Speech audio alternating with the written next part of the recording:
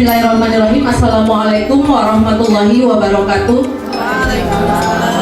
Alhamdulillahirabbil alamin wassalatu wassalamu ala asrofil anbiya'i wal mursalin wa ala alihi wa sahbihi ajma'in, amma ba'du. Yang terhormat Bapak Kepala Sekolah SMP Negeri 21 Depok, Bapak Asep Mulyana SPD.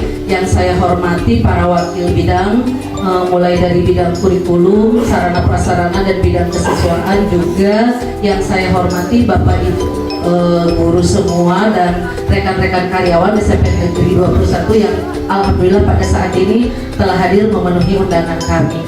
Seperti yang Bapak Ibu ketahui, kita itu zaman sekarang itu kan murid itu harus diberikan kecakapan abad 21. Nah, bagaimana kita seorang guru bisa membangun murid memiliki kecakapan tersebut?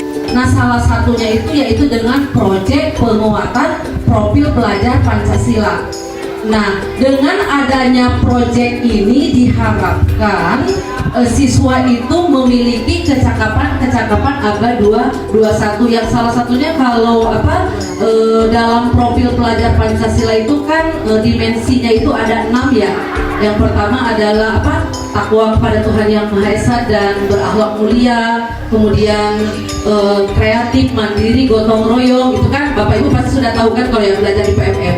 Jadi itu nanti proyek yang akan kita buat itu akan menguatkan karakter atau murid memiliki profil pelajar Pancasila. Baik teman-teman, ya tema-tema yang memang berdasarkan rekomendasi Kemendikbudristek itu adalah yang pertama sudah disediakan temanya ya. Jadi nanti tinggal kita memilih disesuaikan dengan karakteristik yang ada di satuan pendidikan kita. Itu harus kontekstual dengan yang ada di lingkungan satuan pendidikan yang memang kita berada ya.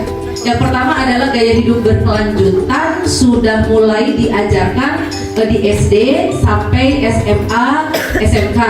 Kemudian yang kedua kearifan lokal juga sudah mulai diajarkan SD sampai SMA atau SMK. Kemudian Bhinneka Tunggal Ika juga dimulai dari SD sampai SMA, SMK. Kemudian bangunlah jiwa dan raganya. Nah, itu diajarkan mulai tingkat SMP, bukan SD ya kalau yang nomor 4. Kemudian suara demokrasi mulai juga SMP sampai SMA, SMK. Yang keenam adalah berekayasa dan berteknologi untuk membangun NKRI juga sudah mulai diajarkan di SD.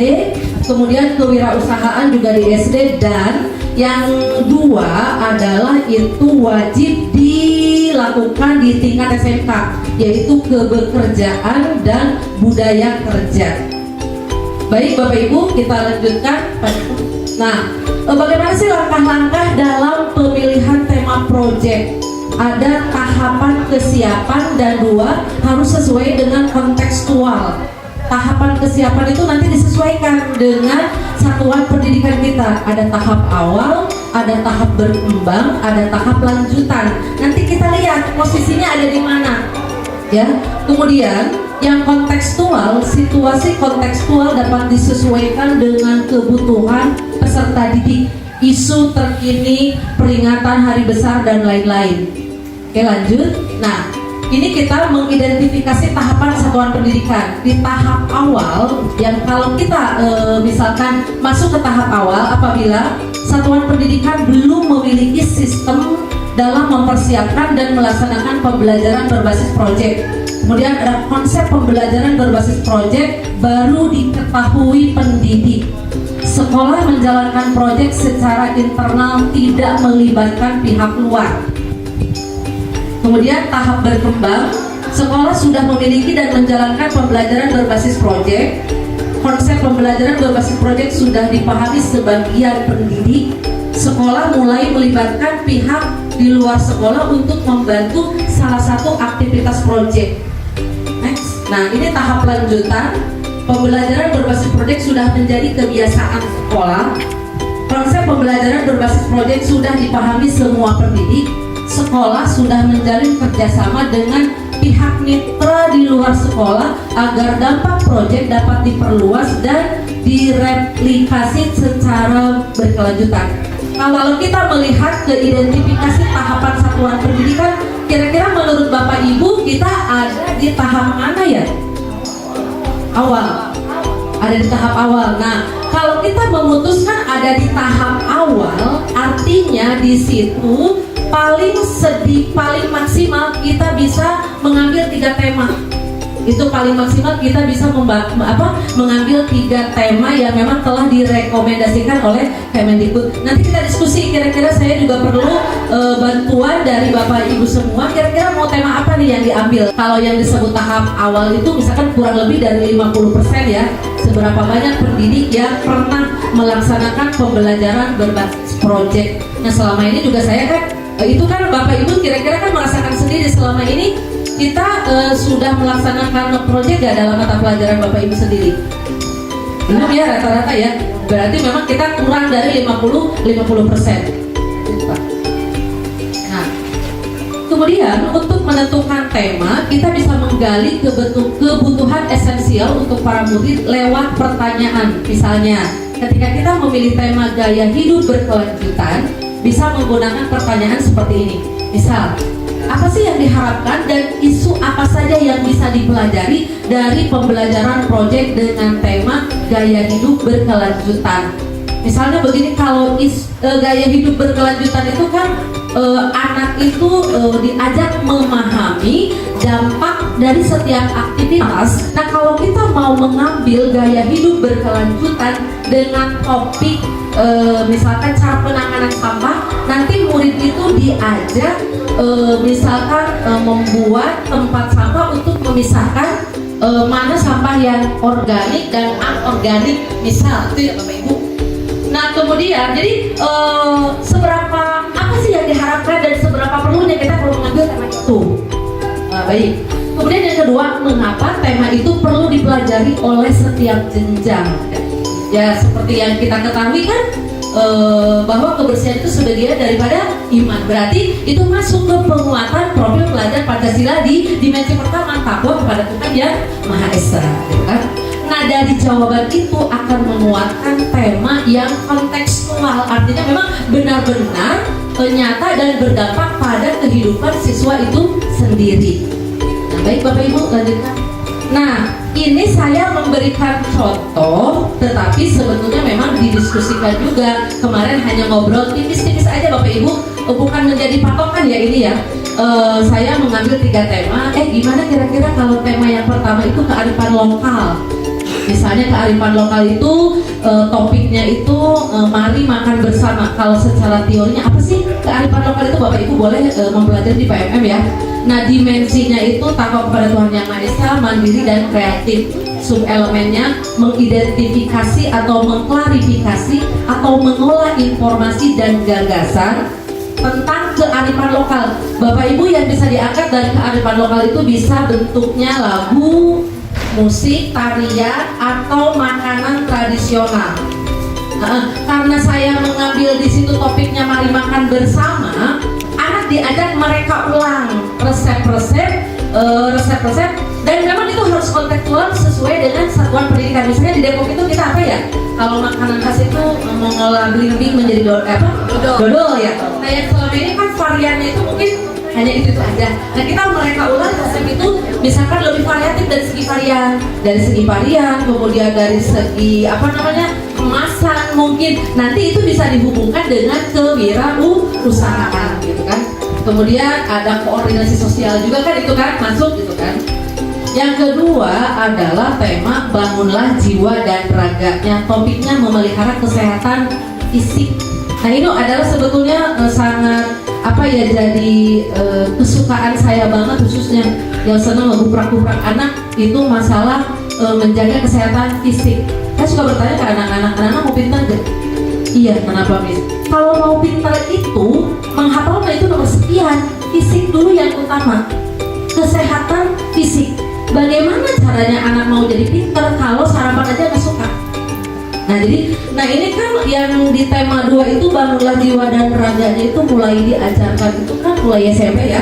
Karena itu adalah anak diajak memahami kesadaran diri untuk menjaga kesehatan fisik dan mentalnya. Jadi kalau di SMP itu kan apalagi anak tumbuh dengan sangat pesat ya, secara emosional dan segala macam. Nanti isunya ibu bisa macam-macam, bukan hanya itu kan hanya contoh topik memelihara kesehatan fisik ya. Isunya itu boleh semacam perundungan, bullying, kemudian kesehatan reproduksi. Jadi tergantung kita kesepakatan. Urgentnya, esensialnya di satuan pendidikan yang paling utama itu apa yang mau diambil. Itu sub-elemennya memahami keterhubungan, menjaga kesehatan fisik dengan kesehatan mental, mengajukan pertanyaan, mengidentifikasi kandungan gizi makanan. Baik, nomor 3 adalah temanya itu kewirausahaan. Topik mari membeli produk makanan dan minuman tradisional. Jadi dimensinya itu takwa kepada Tuhan Yang Maha Esa, mandiri, bernalar kritis, kreatif. Kemudian sub-elemennya memasarkan produk lokal, strategi pemasaran, membuat iklan yang menarik dan konsumen. Nah, Bapak Ibu, berarti sekarang setelah Bapak Ibu biarpun secara tipis memperoleh pengetahuan mulai dari kenapa itu proyek penguatan harus ada dan sampai ke pemilihan tema, saya harap Bapak Ibu memberikan masukannya. Kira-kira nih kita mau menggunakan atau memakai tema apa yang memang sesuai dengan peserta didik kita dan kesesuaian dengan satuan pendidikan kita yang kontekstual. Kira-kira dari siapa dulu ya yang mau memberikan tanggapan? Bu Astri, silakan. Terima kasih Miss Yati. Sedikit mungkin agak tambahan ya Miss Yati, tadi dari Miss Yati juga sudah dijelaskan bahwa pemilihan tema itu memang untuk tingkat awal, tahap awal, karena memang kita baru memulai dan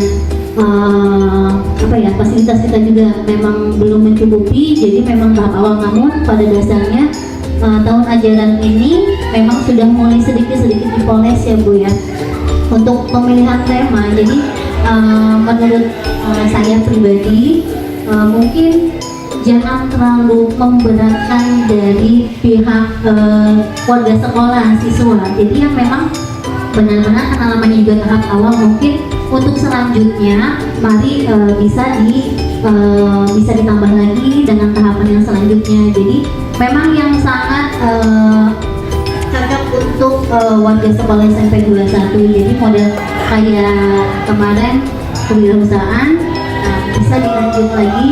Cuman tadi kan kami sudah ada sedikit untuk di kearifan lokal. Nah dari kewirausahaan itu bisa disambungkan, jadi 2 tema sudah dapat. Nah tinggal mungkin satu lagi yang memang benar-benar sangat dibutuhkan untuk sekolah kita dan anak-anak juga kreatif. Kemudian juga kan berdasarkan dari sistem penanganan proyeknya juga kita harus disepakati juga itu kalau apa mau yang tadi Bu Kenny bilang di tiap minggunya di tiap harinya di jam terakhir, atau di setiap minggunya di 1 hari terakhir, atau kan nanti di blok terakhir ke 2 bulan pembelajaran atau 3 bulan pembelajaran baru 1 bulannya melakukan proyek. Nah jadi benar-benar kita telusuri dulu apa saja sih kebutuhan yang ada di sekolah kita, kemudian juga apa saja yang akan kira-kiranya, mungkin kan kelas 7 kita juga kan belum tahu nih kelas 7 yang bakal seperti apa, tapi mudah-mudahan karena di SD lebih kreatif ya. Kemarin saya melihat status-status teman saya yang di SD tentang proyek-proyek ini ya memang sih masih dibantu orang tua. Mudah-mudahan bisa diaplikasikan ketika mereka sudah masuk SMP, dan juga minta mohon bantuannya untuk para koordinator, wali kelas juga kalau bisa Miss ada tambahan lagi untuk materi untuk kita sebagai fasilitatornya, sebagai koordinator kelasnya. Jadi biar kita tuh harus apa dulu nih yang dilakukan gitu kan. Jadi nggak semata-mata ya udah kewirausahaan aja kita bikin ini, nggak semata-mata begitu kan. Jadi harus benar-benar dibikin dulu laporannya, apa yang akan diproyekkannya, jadi hasilnya itu seperti apa, jadi benar-benar matang seperti itu. Mungkin tambahannya seperti itu. Terima kasih. Assalamualaikum warahmatullahi wabarakatuh. Baik Bu Astri, terima kasih atas saran dan masukannya. Baik, Bapak Ibu, selain Ibu Astri mungkin ada yang mau memberikan tambahan? Bu Susi mungkin?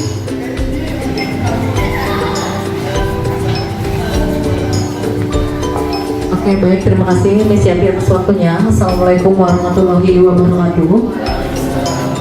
yang terhormat Bapak Kepala Sekolah, yang terhormat Bapak Ibu Wakil Kepala Sekolah dan staf, dan Bapak Ibu Guru serta staf tata usaha. Berkaitan masalah proyek ini, saya hanya menambahkan sedikit ya, seperti yang tadi disampaikan oleh Bu Asri. Benar ya, untuk proyek ini kita semata-mata bukan cuma hanya menentukan mau ini gitu, tapi kita harus merencanakan dengan matang. Artinya tujuannya, hasilnya seperti apa, terus kira-kira ini tepat sasaran atau tidak, dan yang paling penting nanti untuk tindak lanjutnya gitu. Karena ya harapannya nanti ya, yang jelas kalau dari profil pelajar Pancasila itu kan diharapkan siswa ini nanti selain mereka terampil, mereka juga bisa mengembangkan usahanya.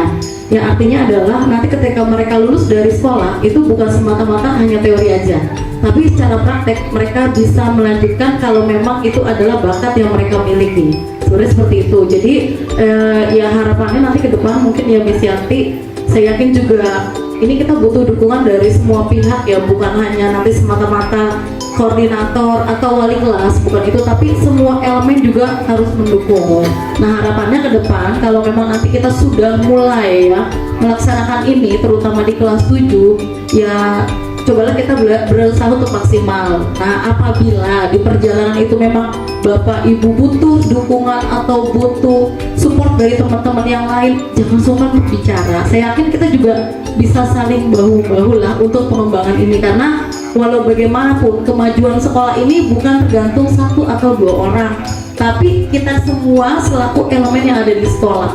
Karena di sini kalau yang namanya sebuah proyek itu nggak penting siapa yang menonjol ya Bapak Ibu ya, siapa yang punya program, bukan itu. Tapi saya yakin kalau kita semua bisa bekerja sama dengan baik, insya Allah apapun yang akan kita inginkan itu pasti bisa kita dapatkan dan bisa kita laksanakan dengan maksimal. Mungkin itu aja dari saya. Terima kasih. Assalamualaikum warahmatullahi wabarakatuh. Terima kasih Bu Susi. Masih ada? Dari teman-teman yang lain Bu Tia? Cukup? Ada yang Bapak Ibu yang dicadangkan untuk dikelas. Supaya kita siap-siap punya waktu mungkin kurang lebih 3 bulan untuk minimalnya kan kita belajar di PMM itu udah lengkap ya Pak, dari mulai bikin RPP, dari mulai pemahaman filosofi sampai ke evaluasi juga segala ada. 27 topik Bapak Ibu, semangat silahkan. Ya. Baik, karena ini juga mungkin udah waktunya, takut kesiangan untuk makan siang, dicukupkan sekian saja pemaparan dari saya. Wabillahi taufiq wal hidayah. Wassalamualaikum warahmatullahi wabarakatuh.